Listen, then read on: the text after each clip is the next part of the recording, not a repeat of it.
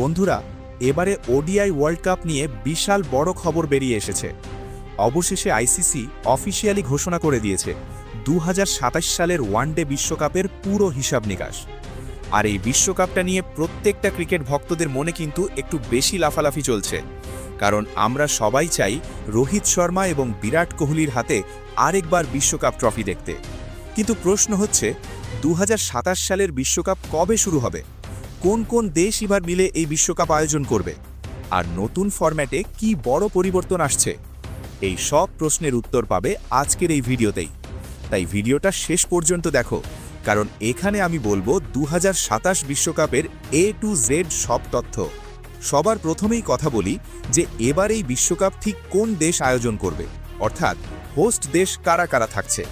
বন্ধুরা, 2027 সালের ওয়ানডে বিশ্বকাপ মোট 3টি দেশ মিলে আয়োজন করবে, আর সেগুলো হলো দক্ষিণ আফ্রিকা, জিম্বাবুয়ে।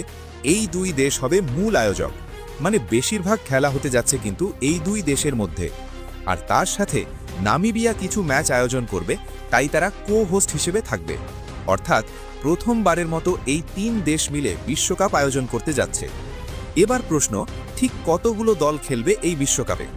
তোমাদেরকে জানিয়ে দিই, 2027 সালের বিশ্বকাপে মোট 14টি দল অংশ নেবে, আর পুরো টুর্নামেন্টে মোট 54টি ম্যাচ খেলা হবে, সবগুলোই 50 ওভারের ফরম্যাটে। কিন্তু এখানেই আছে বড় চমক। হ্যাঁ, কারণ এই বিশ্বকাপে পুরো ফরম্যাট বদলে নেওয়া হয়েছে।